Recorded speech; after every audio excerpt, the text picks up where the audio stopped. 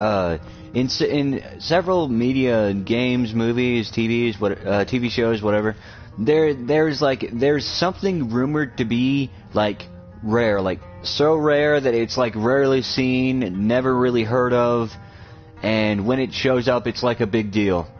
Or when someone, like, it could be like an ability, it could be a transformation, it could be an individual altogether, like there can be, somebody who's like the member of a race that was thought to be wiped out, or just doesn't really, thought to be wiped out, or just, just thought to have been wiped out. It could be it could be a person from a certain species, it could be a transformation that is seen as rare, it could be an ability that no one really has. But the thing is, after it's introduced, after eventually one of the characters acquire this ability, or it's revealed that one of the characters is part of the species or whatever, from my experience, from what some of the stuff I've seen, it doesn't stay rare for long. Like, after a while, more of them, or more people start to gain the ability, or more people of that, more people start to gain the ability, or more people, or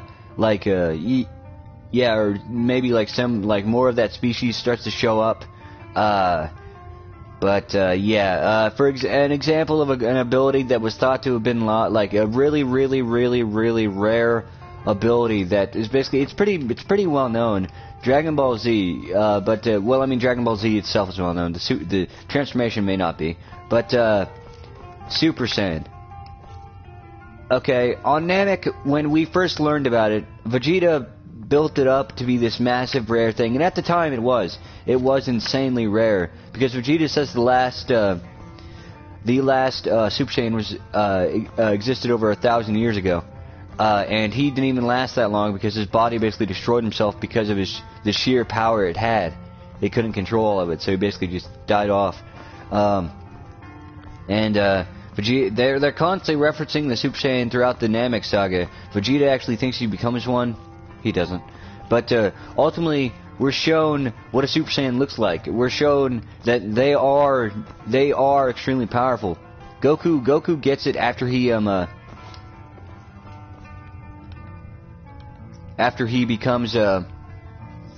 sees Krillin die. And I know a lot of people say that Krillin's death was the main catalyst as to what it did, as like the main catalyst to turn him into a Super Saiyan. But I just want to like give my 2 cents. Like, I'm not doubting that Krillin's death wasn't massively impactful to basically give him the push needed. But his son was also there. One of his kind of friends, because Piccolo and Goku, they weren't necessarily friends. I don't think at this point in time. They were just kind of allies. They did respect each other immensely. But the guy who basically trained his son for an entire year to basically ensure that his son basically survived the Saiyan onslaught, because Piccolo did ultimately save his life. But the guy who basically saved his son while he was dead and kept him alive just got mortally wounded right next to them. His best friend just died, and the guy that they thought they finished off was the one who have killed him. And also, they really have nothing going for them at this point. There is absolutely nothing they could have done to fight Frieza. The Spirit Bomb was the last resort, and that didn't work. So at this point, they were completely fucked. But what happens is, basically, seeing Krillin die is the main thing that causes Goku to transform. Goku transforms, and this is a really big deal. And then we start the Android Saga. Future Trunks shows up, and then he's a Super Saiyan as well. You don't know exactly how he became a Super Saiyan, but you find out through the History of Trunks special that they did. Was basically, in order for him to transform, he basically found a future Gohan's dead body, because future Gohan was his best friend, his master, his teacher, the guy who taught him how to fight, the guy who basically made him battle ready to where at least he could possibly stand up to the androids. Or at least made it to where he wasn't a complete pushover. He could defend himself, maybe not that well, but still he was able to defend himself thanks to Gohan's training. His best friend not only knocked him out and left him there, left him knocked out. To basically, Gohan did ultimately save his life, but still, not only did his best friend leave him there and knocked out, he also went off to die. He also went off and died. Because at that point, Trunks had been growing up in a living hell for years, okay? And not only that, he wasn't, before he met Gohan, he wasn't even capable of keeping up with the androids. Like, at most, the only thing he was able to do was get there after they were done causing carnage and destruction. Hell, the first time he meets Gohan is when he gets to one of the cities the androids had just finished destroying, and Gohan showed up, like, basically as late as he did. They were already gone. But that's how they met each other. But, then, yeah, so that's how Future Trunks transforms into a Super Saiyan. He basically, sees Future Gohan's dead body, and that's the catalyst for him. Then we cut further into the Android saga. After Goku nearly gets killed by Android 19 because his stupid ass didn't take the heart virus medication and nearly died due to the heart virus, Vegeta shows up, and you find out that he actually achieved Super Saiyan transformation. Again, big thing because it wasn't really that well heard of. It was Trunks and Goku were the only two Super Saiyans at this point. They were big, they were really impressive. Okay, Vegeta gets it. That's not too bad. You find out that Vegeta essentially got it from throwing a massive bitch fit. You can say it however you want. He was bitching and moaning over the fact that he couldn't surpass Goku. That's it. He was bitching and moaning. That's ultimately what it was. You can call it intense training. You can call it inner turmoil or whatever. But no, he was bitching and moaning and crying over the fact that he couldn't achieve Super Saiyan and therefore get to Goku's level again. Because again, at this point, he was still butthurt over the fact that he lost to Goku on Earth. Well, Goku was helped by Yajirobe, Krillin, and Gohan. Vegeta doesn't really consider it. I don't think he really considers them a factor in it. Goku still was basically the leader of the entire operation, so he basically blames Goku. Like, hey, this asshole, this lower class scum, bested me, and I can't allow that. I have to hold on to my precious fucking pride. Vegeta gets Super Saiyan transformation from bitching and moaning about it. Okay. Then, oh yeah, just a side note. In Dragon Ball Z, it doesn't matter how powerful you become. If a new villain shows up and you're not Goku, or you're not really, if you're really not Goku, or you're just like you have a new power up but you haven't had it for that long, you're gonna get the shit kicked out of you. Look at what happened between all of the Z fighters, all of them, yeah. Tien, Krillin. Not all of them. They weren't all there. There was Tien, Piccolo, Krillin didn't participate in the fight, Future Trunks, and Vegeta, two of which were Super Saiyans.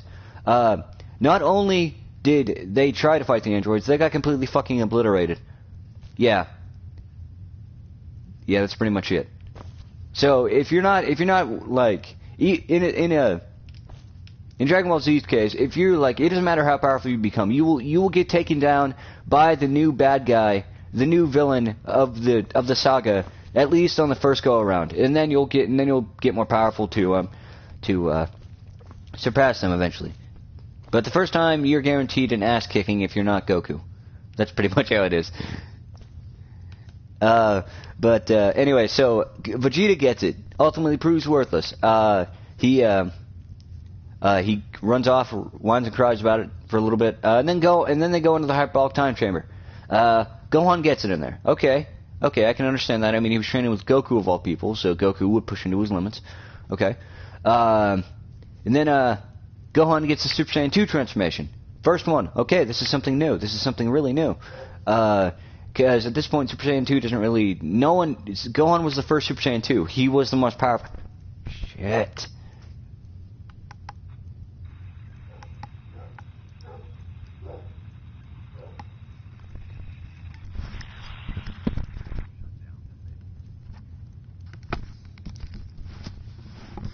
No idea what the fuck that was. Huh. Well, anyway, basically Gohan got the Super Saiyan 2 transformation, and he got it from seeing Android 16 die. Well, I'm pretty sure that was again, along with back to Goku and Krillin. Goku seeing Krillin die gave him what he needed. Gohan seeing 16 die gave him what he needed. But again, I'm not gonna say those two were massive pushes that they needed, but I don't really want to say that they were the entirely responsible, especially in Gohan's fucking case, because he knew of 16's nature, he knew how he was, but still, this guy was programmed and was going to kill, or at least attempt to kill his father, so, before they reprogrammed him, but still, anyway. And 16 was 16 was a very gentle soul, but his original programming basically said, like, you need to kill Goku. Yeah. Even though he's reprogrammed, I'm pretty sure somebody would hold that against him a little bit. Anyway. But again, I'm just going to go and say that 16's death, coupled with the fact that everyone else was, including his father, was getting the living shit kicked out of them by fucking Cell Juniors, and were almost very close to dying, I'm pretty sure, is ultimately what pushed him. Okay? Gohan gets Super Saiyan 2 transformation. First time. Nice job. Anyway, then they do the Buu Saga. I just want to point out that Dragon Ball Z was supposed to end after the Cell Saga. It was meant to end. I mean, all of it was there. To go back and watch the final scene before the Buu Saga starts. It ended great. Goku was dead, but he still had a place to train, which is truly what he wanted to do, to basically become stronger. Vegeta swore off being a warrior because Goku was dead. Gohan was now the Earth's protector. It worked. But yeah, okay, just getting off topic. Wait, hold on. Do you guys agree that it should have ended at the Cell Saga, or do you like the Buu Saga? Because I'm gonna go into the Buu Saga next. Okay, Buu Saga rolls around. Goten and Kid Trunks. Fucking bullshit. There's no way. I do not buy that they could have transformed into a Super Saiyan, because Gohan was 11 when he transformed into a Super Saiyan for the first time. Okay, he was 11 when they were in the hyperbolic time chamber. He was 11. No, wait. He was really young. I'm trying to remember his age. I'm sorry. I've seen a couple things on the internet. It's kind of messed up my memory. Some people have said he was 11. Some people have said, I think somebody said he was 9 at one point. But it's kind of hard to keep up with all the information that you hear about and read. It's hard to discern the facts from fiction. Anyway, Gohan was really, really young. I'm pretty sure he was 11 when he transformed. I'm pretty sure. I may be wrong about that. If I'm wrong, please go ahead and correct me in the comments if you want to. But please don't be rude about it. Just say, like, hey, he was this age. Don't, like, say, like, oh, you fucking, you moron, or some shit like that. Please don't insult me. Okay? I didn't mean to get it wrong if I did, but just please don't resort to insults just because I got one thing wrong. Anyway, Goten and Kid Trunks, they get Super Saiyan at a much younger age. Goten gets it from training with fucking Chi-Chi of all people. And I can understand Kid Trunks's. I can buy Kid Trunks's a lot more because he has fucking Vegeta, the Prince of All Saiyans, the most arrogant, prideful bastard in the entire series, as a father. So yeah, I could buy Kid Trunks' transformation a lot more than I can buy fucking Goten's of all Goten's. Because Kid Trunks was most likely pushed and trained with Vegeta just to basically get the fiery spirit started. And pretty sure Vegeta loved having a sparring partner. Not only was he trained by Vegeta of all people, I'm pretty sure the training was intense. But anyway, Goten wasn't training with anybody special. Chi-Chi is a great fighter on her own, but she's a very capable woman. She's a very capable fighter on her own, but not by the time Dragon Ball Z rolls around, she's just like basically as useful as a Yamcha and Tien are after the well, I mean, she's as useful as Yamcha is after the Namek saga. Completely worthless. She could fight, but it wouldn't help at all. That's how useless she is. Anyway, apparently she's able to train Goku to the point where not only did she unlock his hidden potential as a Super Saiyan, she's the one that caused it. I do not buy that, because up until this point, a Super Saiyan, from my understanding of the transformation, it has to be a pure version of like a specific emotion. It has to be a pure, unadulterated version of that emotion. Vegeta, Goku, and Gohan were pure rage. Trunks was pure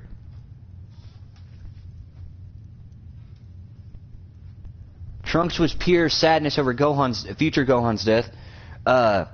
And Vegeta was pure bitchiness over the fact that he couldn't surpass Goku. Again, say it however you want. If you like Vegeta, then sure, you can say that I'm wrong, and that I respect your opinion, but please don't insult me for saying this. Anyway, it was a pure, unadulterated version of that emotion. I'm pretty sure that Goten was not pushed to the brink to feel like pure, unadulterated stress or rage or whatever against fucking Chi-Chi of all people. I cannot buy that. I do not buy that. Okay, the final straw for like reaching Super Saiyan for me, just like as like again, it's meant to be rare at that point, but the final straw for it being reached would be being reached as easily as it would be with Gohan. That is it. That's it. And his is a lot more, and it's not necessarily like they reached it easily, but like the fact that like so many of them were around, like when Gohan was there, like when Gohan finally got his, that it just seemed kind of like, okay, fine, okay, one more and then we're good. But okay, that was the final straw. Make it rare again. Do not have another Super Saiyan show up. But by the time the Buu Saga rolls around, we have fucking Goten and Kid Trunks. Again, I buy Kid Trunks' transformation a lot more than I buy Goten's transformation, but still, it doesn't change the fact that this rare transformation is being handed out by like fucking candy at this point. Okay, that's Dragon Ball. And now I'm going on to a rare ability that, like, on reflection, it's honestly pretty easy to obtain, but just the what you need to go through in order to gain this ability is very costly. So I can understand why there aren't a lot of people who do it, but still, performing alchemy without a transmutation circle. There's a couple characters in the Full Metal Alchemist. It's Full Metal Alchemist anyway. It's Full Metal Alchemist Brotherhood. There's a couple characters who can perform transmutation with that, or they can perform alchemy without a transmutation circle. Edward Elric, Alphonse Elric, and their teacher Izumi Curtis. They gained this ability after they did the taboo. Basically, try to create life. Basically, they tried to. Asumi tried to resurrect her dead son, and Edward and Alphonse tried to resurrect their dead mother. This was a taboo, forbidden. They couldn't do it. They were actually all brought into the realm of truth, basically the Full Alchemist version of God. Truth took something from them in exchange for basically entering his realm, and he put them through the gate of truth. This gave them immense knowledge, and basically it gave them the ability to basically perform alchemy without a transmutation circle. Yeah, that again, I can understand. It's not necessarily rare, but basically it is rare because you barely see anybody do it. But the fact that it's like easily obtainable. It's like I know what you have to do in order to obtain it, but it's like nowhere near as hard as like obtaining the Super Saiyan, at least when Goku and Vegeta were trying to get the damn thing. But yeah, after just like that, just like entering, all you need to do in order to gain access to being able to perform alchemy without a transmutation circle is break the taboo. Again, it's not necessarily easy. It's just a lot easier than like the other stuff on this, in this video. Yeah, and then next would be basically becoming, the shouts, the thunes in Elder Scrolls Skyrim. Okay, basically from when we first started this out, we heard rumors about Ulfric. When you first start the game out, you hear rumors after you move around a little bit. You hear rumors about Ulfric apparently performing a shout before. Ulfric performing a shout. That's how he killed the former king. He killed him with a shout, and apparently it was one word of a shout, but it took him 20 years to learn it. But the thing is, Ulfric isn't the only one who can learn shouts. It took Ulfric a long ass time to do it, but the very fact that he trained himself up to do it and was able to literally teach himself how to perform dragon magic is bullshit. But anyway, I don't buy the fact that Ulfric was able to train himself. Some other people who can perform shouts in Skyrim. The Dragonborn. The Dragonborn, basically, the way the Dragonborn works is he or she is a dragon with basically in a human's body. But the way the Dragonborn works is they don't they absorb the soul of a dragon, and they can learn shouts basically without any training. Once they like see the shout or they absorb it, they don't have to train in order to master it. They're already masters of it because they are a dragon. They are a dragon, just in a human body. But the thing is, and then the final group of people that can perform shouts in Skyrim are the Greybeards. I can buy the Greybeards a lot more than I can buy Ulfric Stormcloak, being able to perform them. The reason I can buy the Greybeards a lot more is because they were taught by Paarthurnax, Alduin's second in command, a really wise and a really old dragon. I could buy that a lot more than what Ulfric did. Yeah, just the very fact that they're able to train themselves up and literally learn, and I know that basically the shouts are basically how the dragons speak to each other, but the Dragonborn was meant to be a big deal. The Dragonborn was meant to be like, oh my god, it's the Dragonborn, my god, we haven't seen one of these in a long time or whatever. The Dragonborn was meant to be this big thing because he could do shouts, but no, and absorb dragon souls, but basically mainly do shouts. But not only do you find out that the Dragonborn isn't the only one who can do shouts, basically anybody can do a shout as long as they train themselves. I just like that kind of ruins its rarity. It's like the Dragonborn isn't even really that special. He's just another guy. The only advantage he or she has over the others who can perform shouts is that he doesn't have to train. He knows, but still, he can. They're doing the same thing. They just have to work at it. The Dragonborn is basically a cheater, not necessarily a cheater, but basically hacks.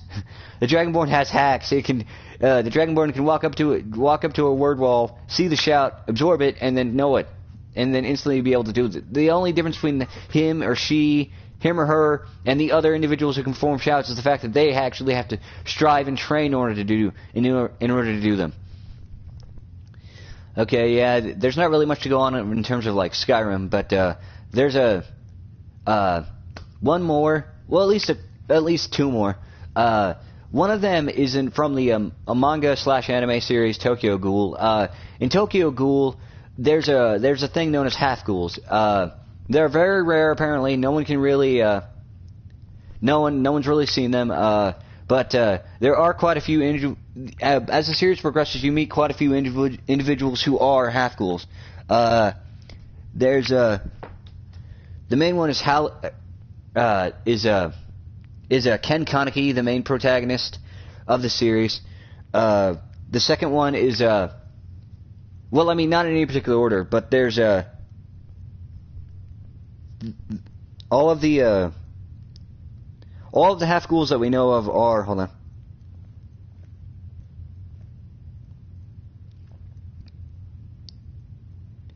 All the half ghouls that we know are Ken Kaneki, Eto Yoshimura, Kurono, I'm not good at these names, so if I butcher them, I am terribly sorry. I'm not good at pronunciation. Kurono Yasushisa, Nashiro Yasushisa, Kichimura Washu, Sedio Takazawa, and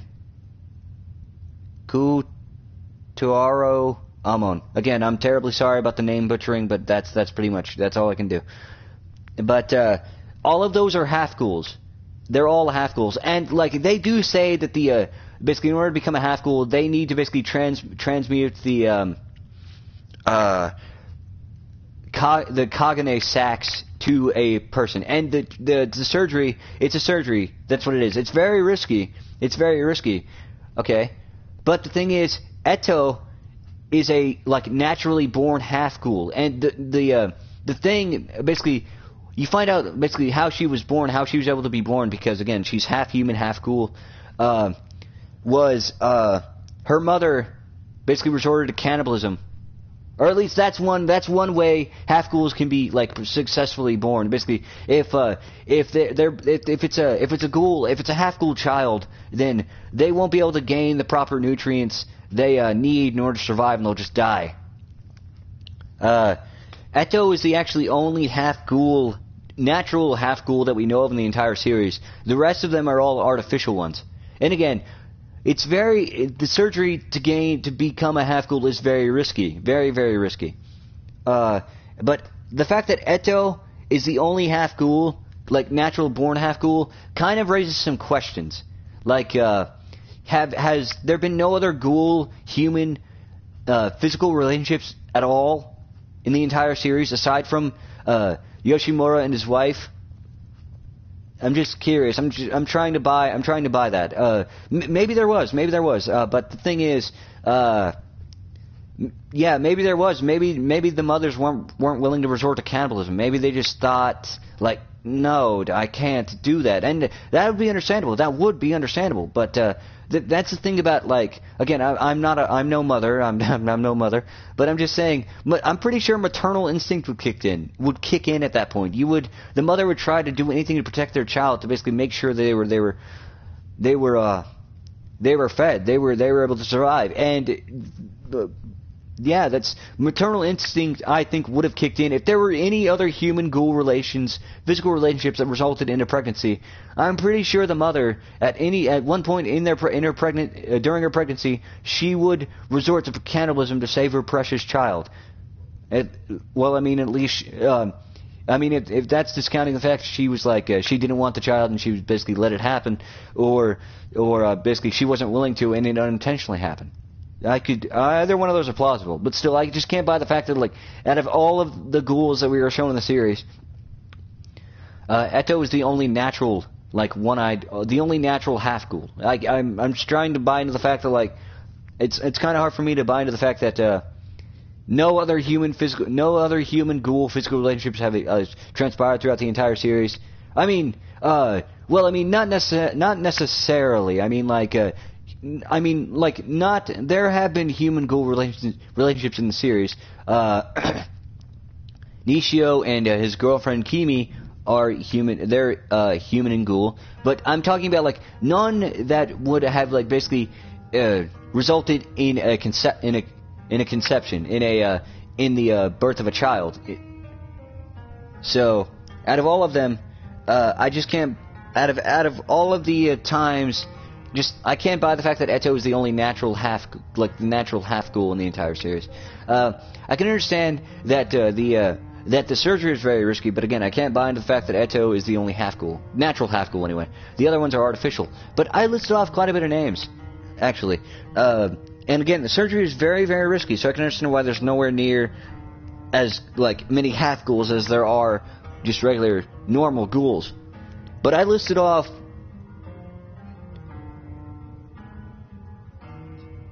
seven half ghouls altogether, discounting Eto.